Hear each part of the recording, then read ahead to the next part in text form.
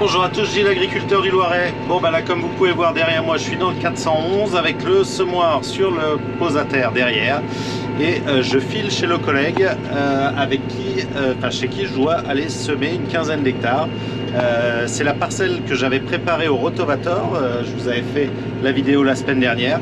Donc si vous ne l'avez pas vu, allez jeter un petit coup d'œil avant et puis après je vous explique le SPI sur cette préparation un peu spéciale. Allez, on est parti. Moi j'ai encore quelques kilomètres et puis on va aller s'occuper de descendre tout ça et préparer tout ça. Bon alors, qu'est-ce que ça donne ce SPI derrière le Rotovator? Et bien déjà, voilà ce que ça donne quelques jours après. J'ai fait ça vendredi, là on est lundi. Donc 3 jours après, on voit qu'il y a déjà plus de végétation. Ça c'est l'intérêt du Rotovator, c'est que ça a tout déchiqueté, ça a tout émietté et donc tout est... on n'a plus du tout de végétation alors que c'est vrai que quand vous avez vu passer le Rotovator, il y avait vraiment pas mal de végétation. Donc ça c'est vraiment l'intérêt.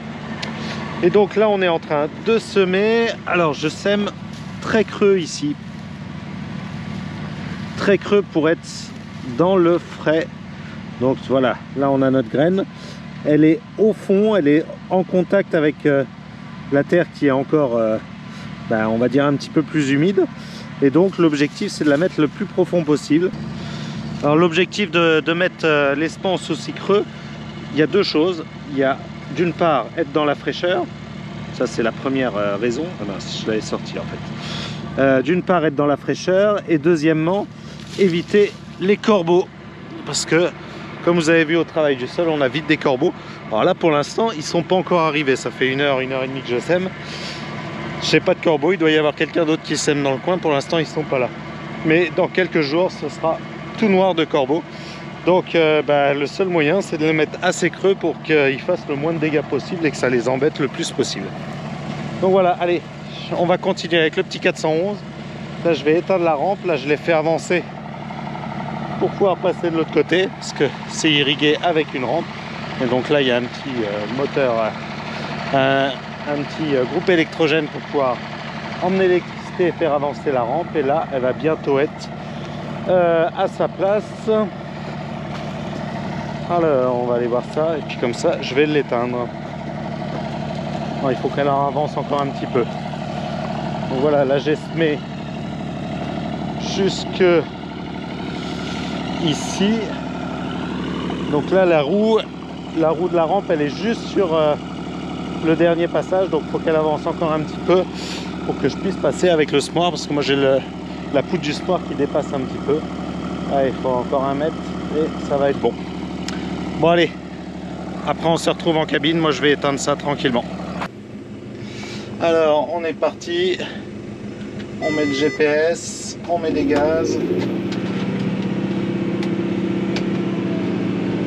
Et puis c'est parti.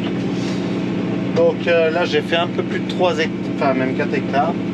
On va bientôt recharger. Ça va très bien. Donc le semoir va très bien. On roule à 5,5, donc faut pas aller trop vite avec les cailloux. Ça se coupe quand même, donc en fonction de là où il y a un peu moins de cailloux, non, là je vais à 5,5 partout, parce qu'il y a des cailloux un peu partout. Et ça avance plutôt bien.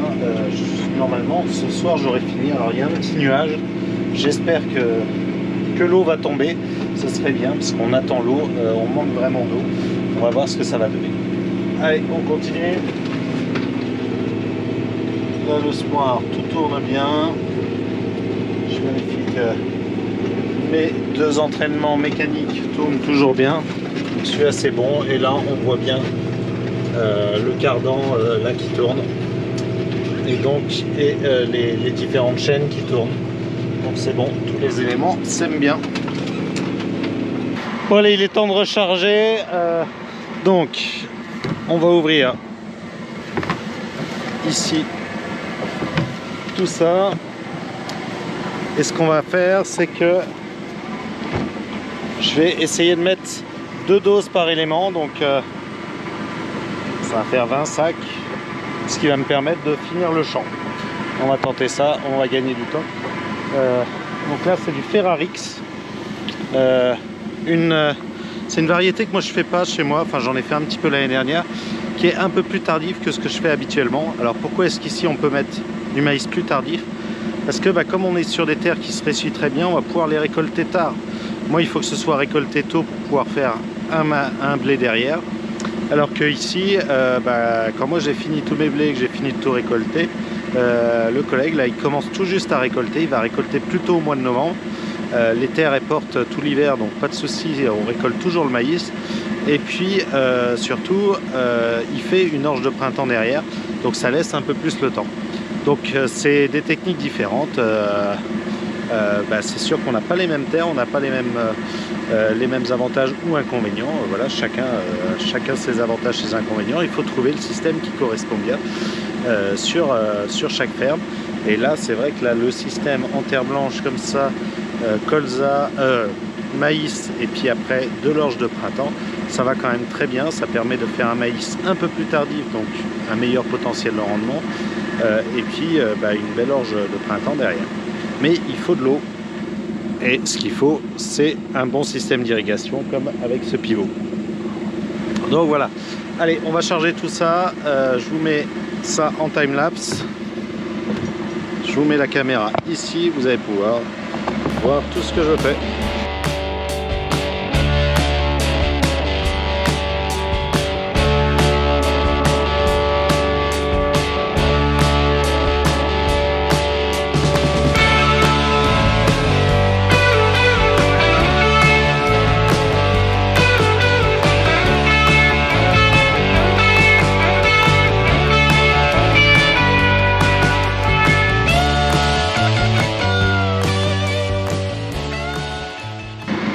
Bon ça y est, c'est chargé, bien chargé, puisque là j'en ai pour 10 hectares. Vu que j'en ai déjà fait 4,5, enfin 5, et ça va me faire largement la pièce, parce que la pièce fait un peu plus de 14 hectares. Donc c'est bon, là ce coup-ci, plus besoin de recharger, sauf s'il y a un problème bien évidemment. Bon allez, on continue. Bon voilà, c'est le dernier tour là de ce champ là, donc c'est fini pour aujourd'hui. En gros il est 7h10, donc j'avais commencé à 14h, donc 5 heures. 5 heures pour faire 13 hectares, donc ce qui est plutôt pas mal.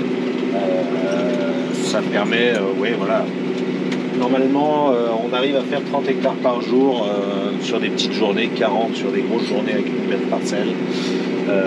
Tout dépend à combien on roule. Là j'étais entre 5,5 et 6. Donc voilà. Donc là le boulot est bien fait. Il fait un petit peu sombre. Je pense qu'il va y avoir quelques gouttes d'eau. Ce serait parfait pour réussir à faire lever ça. Quoi qu'il arrive, c'est quand même dans le frais. Bon, un petit coup d'eau, ce serait l'idéal.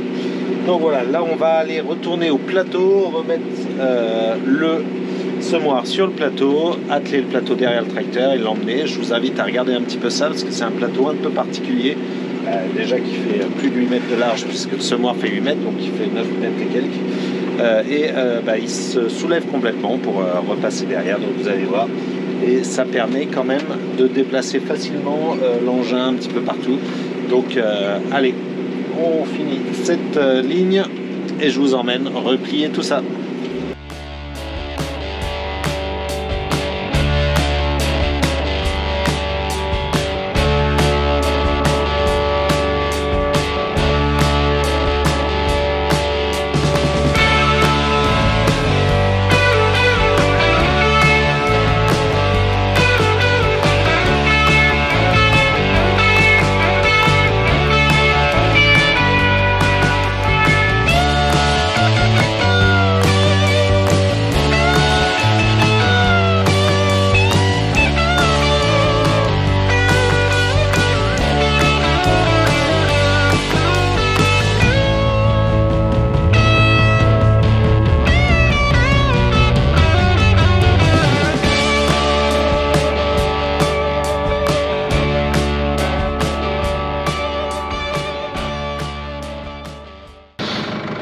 Ça y est, le semoir est rangé sur le plateau. Là je vais filer à la ferme du collègue, rentrer tout ça et c'est fini pour cette vidéo. Donc là son premier champ est fait. Et on espère que tout va bien se faire parce qu'il reste quelques autres champs à faire. Donc voilà, j'espère que cette vidéo vous a plu. N'hésitez pas à mettre un petit commentaire, un petit j'aime, et puis si ça vous plaît aussi d'aller voir d'autres techniques sur d'autres exploitations, n'hésitez pas à le mettre en commentaire et puis je verrai ce que je peux faire. Bon allez, je vous dis à bientôt pour une nouvelle vidéo.